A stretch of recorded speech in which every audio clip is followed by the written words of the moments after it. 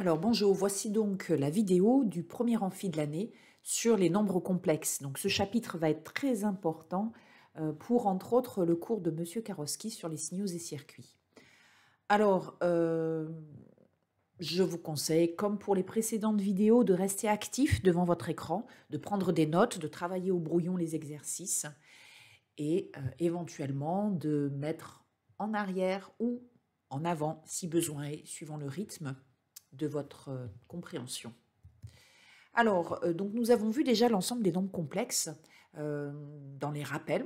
Dans les rappels à la page 8 du chapitre 1. Donc l'ensemble des nombres complexes, c'est l'ensemble, le plus grand ensemble de nombres qui permet de résoudre des équations du second degré, entre autres. Donc par exemple, pour résoudre l'équation x carré plus 1 égale à 0, eh bien, dans R, ça n'est pas possible, puisque le carré d'un nombre réel est toujours positif. Donc c'est pour ça que l'on a fait appel à ce qu'on appelle un imaginaire, un nombre imaginaire qui est i. Sa définition, i au carré est égal à moins 1.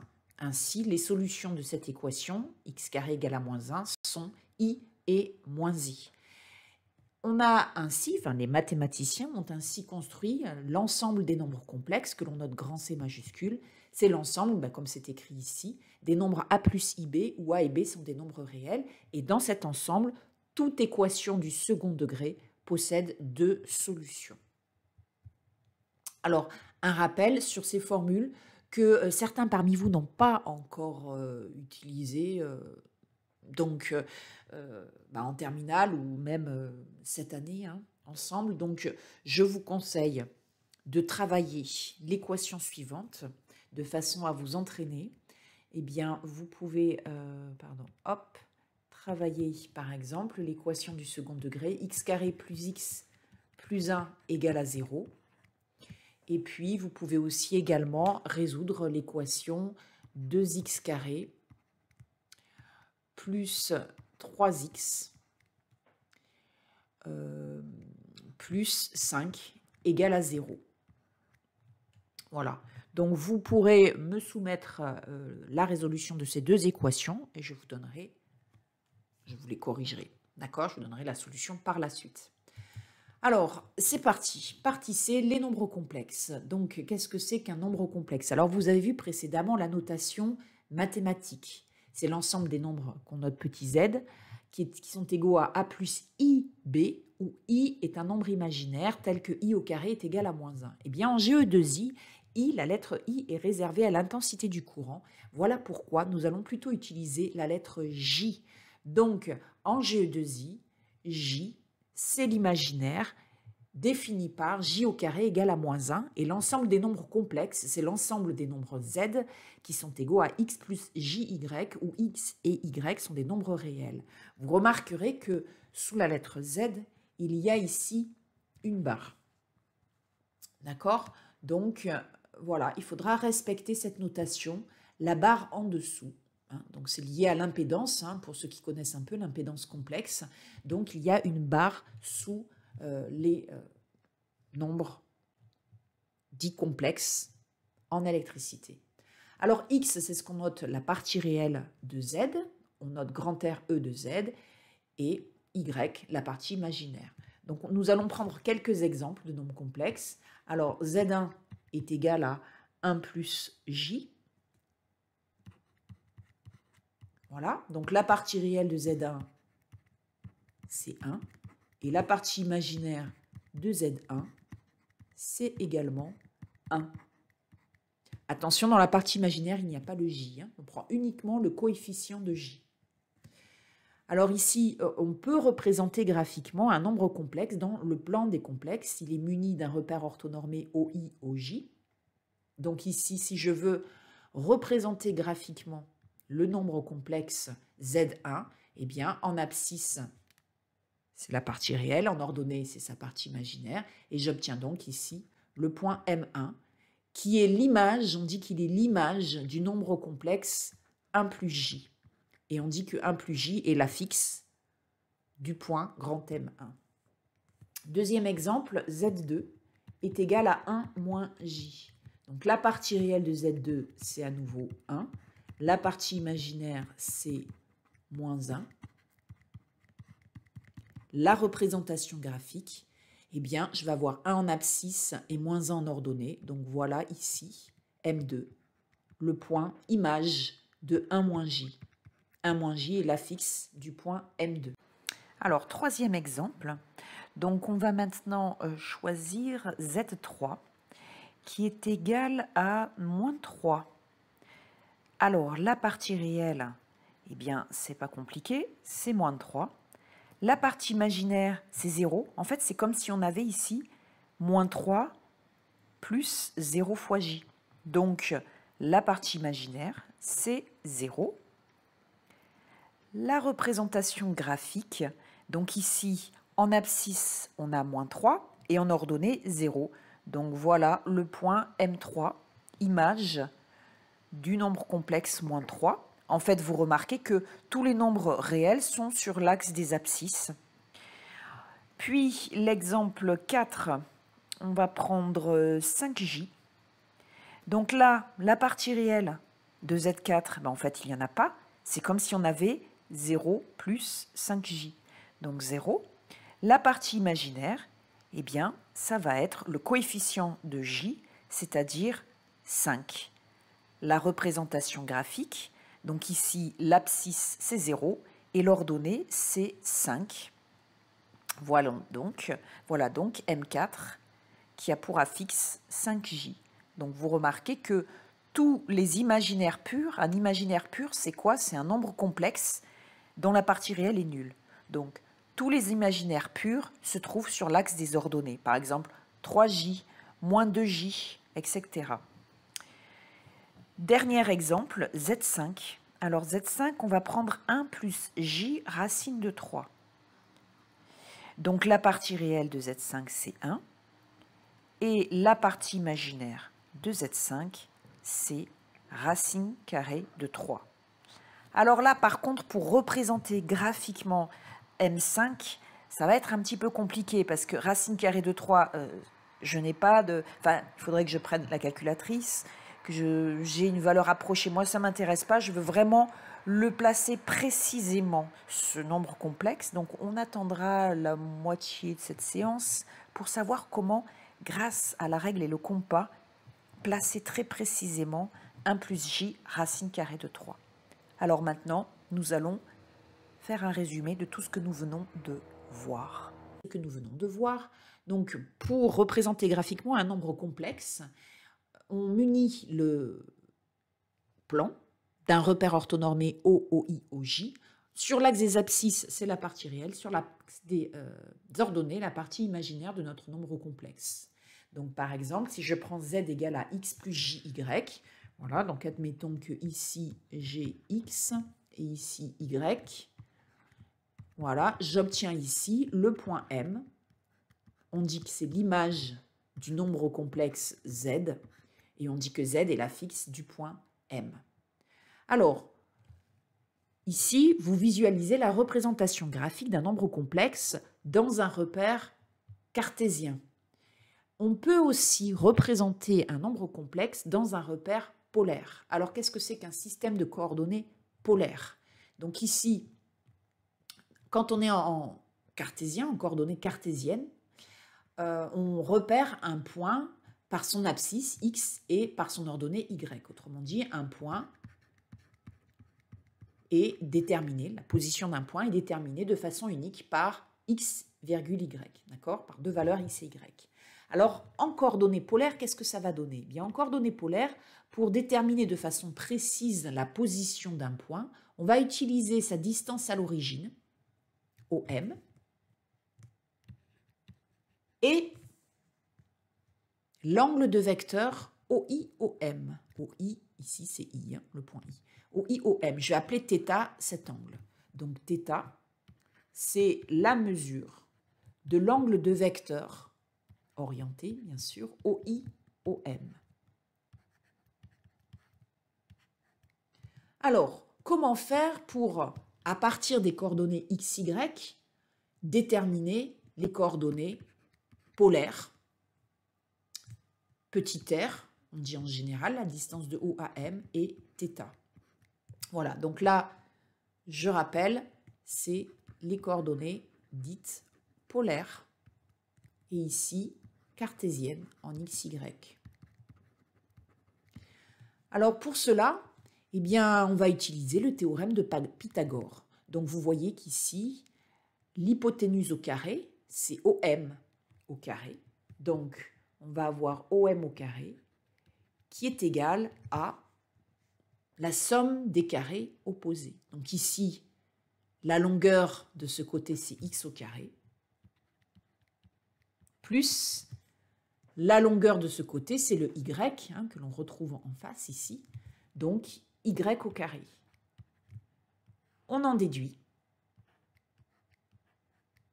que OM est égal à la racine carrée de x carré plus y carré. Donc voilà comment obtenir petit r. L'angle θ. L'angle θ, pour obtenir sa valeur, on va utiliser les formules que normalement vous devez connaître. Quand vous avez un triangle rectangle en A, ici, eh bien, l'angle ABC étant de mesure θ, un angle aigu de mesure θ, le cosinus de θ, c'est le côté adjacent, c'est-à-dire AB, divisé par l'hypoténuse du triangle, c'est-à-dire CB. Le sinus θ, c'est le côté opposé à l'angle, donc AC, divisé par l'hypoténuse, c'est-à-dire CB. Nous allons donc appliquer cette formule pour obtenir le sinus θ et le cosinus θ, et ainsi en déduire l'angle θ. Donc ici, on va commencer par le cosinus θ. Donc le cosinus θ, on a dit, dans ce triangle rectangle ici, d'accord, c'est le côté adjacent. Donc vous avez l'angle θ ici, le côté adjacent, c'est donc x, divisé par l'hypoténuse, c'est-à-dire petit r. Donc en fait, si vous voulez, c'est la racine carrée de x carré plus y au carré. Donc je vais mettre petit r. Et le sinus θ, c'est le côté opposé, c'est-à-dire c'est y, d'accord? Y, vous l'avez ici, vous l'avez de ce côté-là aussi. Donc y sur r. Donc voilà comment on va obtenir la valeur de notre angle θ, et ce, de façon unique. Voilà. Donc, pour représenter un nombre complexe, on a deux façons d'agir, soit par les coordonnées cartésiennes, la partie réelle en abscisse et la partie imaginaire en ordonnée, soit à l'aide de sa distance à l'origine, la distance de l'origine jusqu'au point image du nombre complexe, qu'on appelle le module. Ça, vous l'avez sans doute déjà entendu, c'est le module du nombre complexe z. Et l'angle θ, c'est ce qu'on appelle l'argument. Un argument, puisqu'il peut y en avoir une infinité à 2 capi près, comme vous l'avez vu en trigonométrie dernièrement. Donc un argument de z s'obtient grâce aux valeurs du cosinus et du sinus. Une fois qu'on connaît les valeurs de cosinus et de sinus, on en déduit l'angle θ, comme on l'a fait dans les résolutions d'équations dernièrement. Alors, nous allons résumer tout ceci. Soit z un nombre complexe, qui est écrit z égale à x plus jy, d'accord? Partie réelle c'est x et partie imaginaire c'est y. Le module de z que l'on note, alors attention aux notations, ce ne sont pas les mêmes notations que les notations mathématiques. Donc z sans la barre, ça veut dire que c'est le module. La notation mathématique que vous connaissez pour certains, c'est entre 2 barres. D'accord? Donc évidemment, c'est plus rapide d'écrire z sans la barre en dessous. Voilà. C'est la distance de O à M. Donc, d'après le théorème de Pythagore, c'est la racine carrée de la partie réelle au carré plus la partie imaginaire au carré. J'attire votre attention sur le fait qu'il n'y a absolument pas de j qui traîne là-dedans. D'accord? C'est uniquement x au carré plus y. Y, c'est le coefficient de j, comme vous voyez ici. Donc, voilà pour le module. L'argument de z, que l'on note arg, parenthèse z, c'est la mesure en radians de l'angle de vecteur orienté OIOM, comme je vous l'ai expliqué précédemment. Elle est déterminée à 2 capi près. On note θ égale l'argument de z. θ vérifie alors. Cos θ égale à x sur petit r. Vous vous rappelez, c'est le module, hein, c'est la distance de O à M. Donc, c'est la partie réelle de z sur le module de z. Moi, je vous conseille de retenir la formule de façon littérale. Comme ça permet d'assimiler plus facilement. Le cosinus de θ, c'est la partie réelle de z sur le module de z. Et le sinus de θ, c'est la partie imaginaire de z sur le module de z. Ainsi, on peut représenter d'une autre façon un nombre complexe dans son plan complexe. Mais ce qui va surtout nous intéresser, c'est la nouvelle écriture du nombre complexe que nous allons pouvoir en déduire. Un nombre complexe, comme je vous l'ai dit précédemment, c'est x plus jy. Et là, le x, vous voyez le x, on peut l'écrire module de z fois cosinus θ. Attention, je vous rappelle que quand il n'y a pas de barre en dessous, c'est le module. Hein. Donc le x, je le remplace par module de z fois cos θ. Et le y, grâce à cette formule, je vais pouvoir le remplacer par module de z fois sinus θ. Après, si je le souhaite, je peux factoriser par le module de z et j'obtiens ainsi ce que l'on appelle l'écriture trigonométrique de notre nombre complexe, la forme trigonométrique ou l'écriture trigonométrique. Sachant que l'écriture algébrique ou la forme algébrique de z, c'est l'écriture initiale x plus jy. Alors, on note aussi, entre crochets, module et θ. Le module et θ, l'argument, ou un argument à 2 capis près. Donc ça, ce sera la notation utilisée par M. Karowski. Ensuite, Euler a inventé une notation. Je vous expliquerai le pourquoi de cette notation par la suite. Il a décidé d'écrire cos θ plus j sinus θ, vous voyez, cos θ plus j sinus θ, il a décidé de le remplacer par jθ. Et ainsi, on obtient ce que l'on appelle l'écriture exponentielle ou encore l'écriture géométrique d'un nombre complexe. Voilà, alors nous allons reprendre les exemples précédents et nous allons déterminer module, argument, écriture trigonométrique et exponentielle. Donc, je vous rappelle les énoncés, si vous voulez, je vous les écris, comme ça, vous pouvez mettre sur pause puis sur play pour chercher. Donc, on avait Z1 égale à 1 plus J, Z2 égale à 1 moins J, Z3 qui était égal à, si mes souvenirs sont bons, moins 3, Z4 qui est égal à 5J, et après donc Z5 qui était 1 plus J racine de 3. Alors, allons-y. Donc 1 plus J, donc on calcule le module. Donc le module, la formule, donc c'est sans la barre, c'est la racine carrée de 1 au carré plus le coefficient de J, c'est 1, donc plus 1 au carré. D'accord? Donc ça fait racine carrée de 2. Alors maintenant, le cosinus et le sinus de θ1, on va noter θ1 un argument. Donc ici, je vais juste effacer pour avoir un peu plus de place. Voilà, donc le cosinus de θ1 est égal à partie réelle sur le module. Donc la partie réelle, c'est 1. Sur le module, c'est racine de 2, que l'on peut aussi écrire racine de 2 sur 2. Le sinus, c'est la partie imaginaire sur le module. Donc c'est 1 sur racine de 2, ce qui fait racine de 2 sur 2. Et maintenant, on cherche, alors je ne sais pas pourquoi j'ai mis θ2, hein, ça c'est une étourderie de ma part. Et maintenant, nous cherchons un angle θ dont le cosinus et le sinus sont égaux respectivement à racine de 2 sur 2. Eh bien, vous allez avoir θ1 qui est égal à pi sur 4 plus 2 capi, c'est-à-dire qu'il va y avoir une infinité de solutions.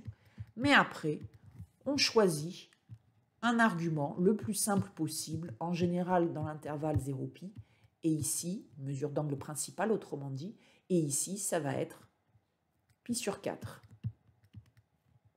Voilà. Alors maintenant, graphiquement, si on reprend, vous rappelez, M1, le point qui a pour abscisse partie réelle de Z1 et partie réelle de imaginaire de Z1. Eh bien, si on trace ici OM, donc la distance de O à M1, c'est racine carrée de 2. Et l'angle ici, l'argument de Z1 à 2 k pi près, c'est pi sur 4, effectivement. Vous vous rappelez, la première bisectrice, l'équation de cette droite, c'est y égale à x. Eh bien, la première bisectrice partage effectivement l'angle pi sur 2 en deux angles égaux. On a bien pi sur 4 ici. Donc, on peut vérifier graphiquement nos calculs. Alors, le suivant, c'était Z2 égale 1 moins J. Donc, Z2 égale à 1 moins J. On travaille de la même façon. On calcule le module. Donc, je rappelle, c'est sans la barre en dessous. Donc, c'est racine carrée de 1 au carré plus le coefficient de J ici, c'est moins 1. C'est comme si on avait moins 1 fois J. Donc, plus moins 1 au carré. Donc, ça va donner à nouveau racine carrée de 2. Pour déterminer un argument, on calcule le cosinus θ, c'est la partie réelle sur le module, c'est-à-dire 1 sur racine de 2, c'est-à-dire racine de 2 sur 2. Et le sinus de θ2, qui est égal à partie imaginaire sur le module, c'est-à-dire moins 1 sur racine carrée de 2, ou encore moins racine de 2 sur 2. Et là, sur le cercle trigonométrique, on reconnaît, donc là vous avez l'angle pi sur 4, d'accord? Et ici, le cosinus est positif et le sinus est négatif. Donc cela correspond à l'angle moins pi sur 4. Donc on va obtenir que θ2 est égal à moins pi sur 4 modulo 2pi, ou moins pi sur 4 plus 2kpi, ou k bien entendu, est un entier relatif. Alors nous allons maintenant visualiser ce résultat graphiquement. Donc 1 moins j, 1 en abscisse, moins 1 en ordonnée. Voilà le point M2. Le module, c'est la distance de O à M2, effectivement. On voit que c'est la même distance que celle de O à M1. Et un argument, eh bien, c'est l'angle moins pi sur 4. On le retrouve effectivement graphiquement, très facilement. Voilà pour les deux premiers exemples. Je continue. Alors maintenant, troisième exemple, on avait Z3 qui est égal à moins 3. Donc le module, sans la barre en dessous, c'est la notation du module, c'est racine carrée de la partie réelle au carré plus la partie imaginaire au carré qui ici est égale à 0. Donc ça va donner racine carrée de 9, c'est-à-dire 3. Un argument, c'est l'angle θ3 qui vérifie cosinus de θ3 est égal à partie réelle sur le module et sinus de θ3 qui est égal à partie imaginaire sur le module. Ici, vous reconnaissez le sinus et le cosinus de l'angle pi à 2 k pi près. Donc, un argument de Z3, ça va donc être égal à pi. On va vérifier ce résultat graphiquement. Donc, moins 3 se trouve ici. D'accord? Donc, voilà le point M3. La distance à l'origine, c'est bien 3. Et l'argument, c'est-à-dire l'angle de vecteur OI OM3, c'est bien égal à pi. On aurait d'ailleurs pu se dispenser de faire tous ces calculs et visualiser directement, graphiquement, ce résultat. Exercice 4. Alors, Z4, c'est égal à 5J. 5J, donc on va le faire graphiquement et puis par le calcul. Allez, graphiquement, on va commencer par graphiquement. Donc 5J se trouve ici. D'accord? Donc c'est le point M4 si vous voulez, d'affixe 5J. Quelle est la distance à l'origine?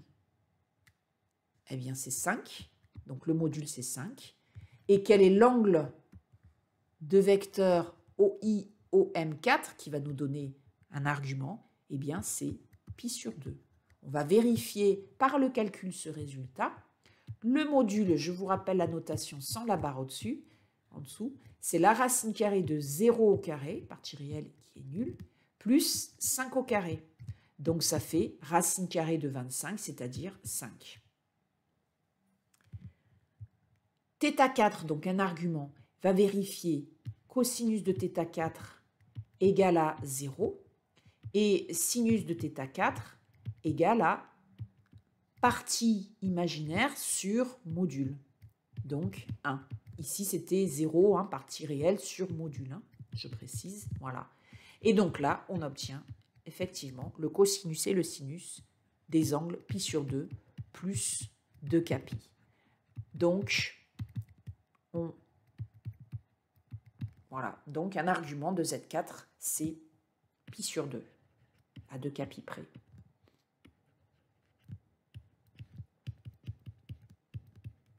Voilà. Alors, le dernier exemple, c'était 1 plus j racine de 3.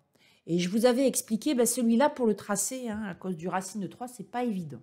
Bien, je vais vous montrer comment, grâce à l'écriture, justement, hein, grâce au module et à l'argument, comment tracer facilement, plus facilement, ce nombre. Alors, on va mettre ici. Donc, on avait Z5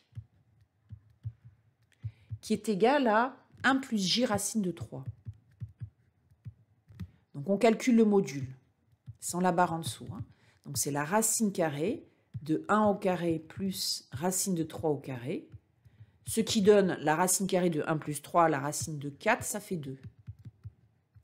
Et un argument, eh bien, le cosinus de θ5 est égal à partie réelle sur module, et le sinus de θ5, partie imaginaire sur module. Et on reconnaît le cosinus et le sinus de l'angle pi sur 3, à 2k pi près. Donc un argument de Z5, c'est donc pi sur 3. Alors maintenant, on va tracer, grâce à ces nouvelles données, grâce à ces coordonnées polaires, nous allons tracer Z5. Alors, pour cela, on sait que son module, c'est 2, c'est-à-dire la distance à l'origine, c'est 2. Donc ça veut dire que Z5 va se trouver sur le cercle, centré en 0 et de rayon 2. Voilà, Z5, M5, l'image de Z5 se trouve sur ce cercle. Ensuite, on sait que sa partie réelle, c'est 1. Donc, ça veut dire que Z5 va se trouver à l'intersection de cette droite et de ce cercle. Donc, j'ai deux possibilités, soit ce point-là, soit ce point-là. Eh bien, comme la partie imaginaire est positive, ça veut dire que le point image de Z5, c'est-à-dire M5, se trouve à ce niveau-là, ici. Voilà, donc nous avons ici, hein, dans ces 5 exercices, nous avons déterminé module et argument de tous ces nombres complexes.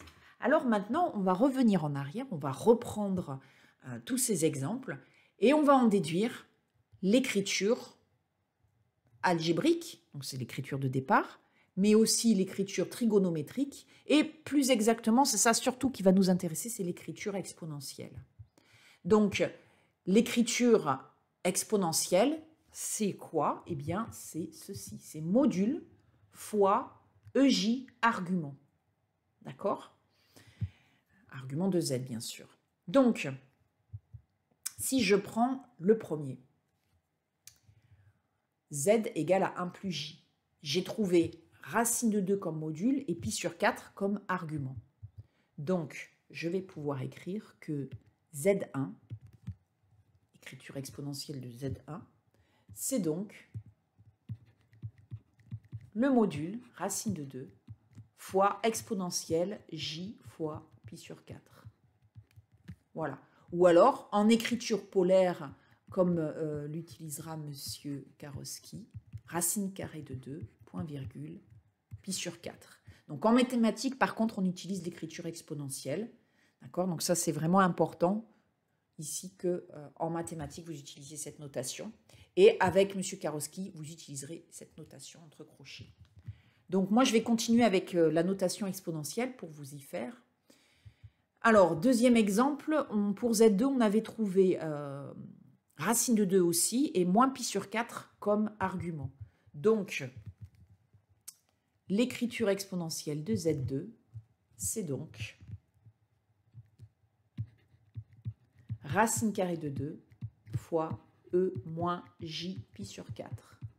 Et racine de 2 moins pi sur 4 pour l'écriture pour M. Karowski. Z3, module 3, argument pi. Donc, j'obtiens Z3 égale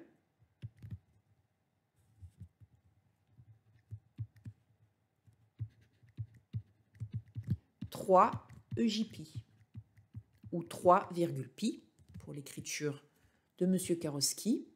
Z4, module 5, argument pi sur 2. Donc, je vais pouvoir écrire que Z4 est égal à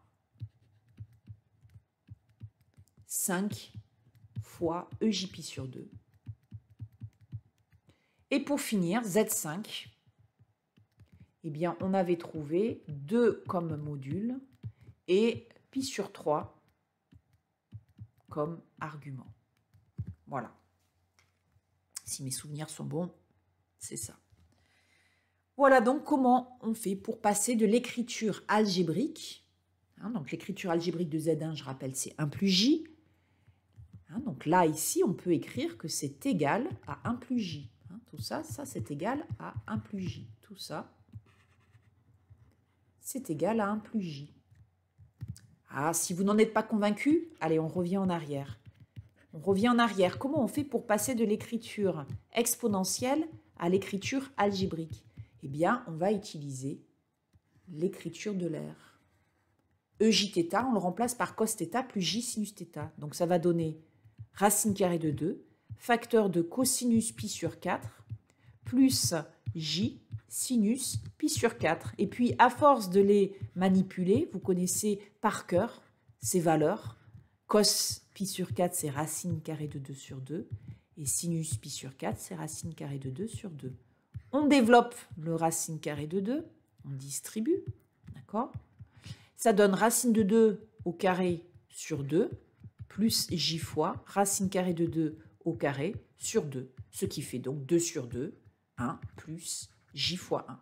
Voilà, donc je vous laisse faire pareil avec les 4 autres nombres complexes. Vous revenez à l'écriture algébrique par le biais de cette écriture trigonométrique avec les fonctions cosinus et sinus. C'est un très bon entraînement pour assimiler toutes ces formules. Alors, maintenant, qu'est-ce que c'est que le nombre complexe conjugué de Z?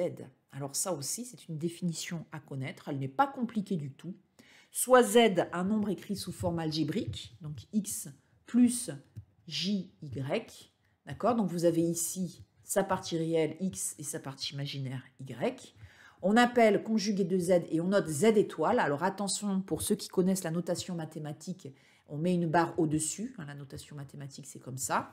Bon, bah ici, je vais utiliser les notations du génie électrique de M. Karowski. Donc on a une impédance complexe. Eh bien, le conjugué, c'est Z étoile.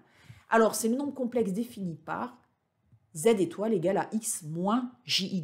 Donc, ce n'est pas compliqué. En fait, vous prenez l'opposé de la partie imaginaire. La partie réelle reste la même et la partie imaginaire, c'est l'opposé.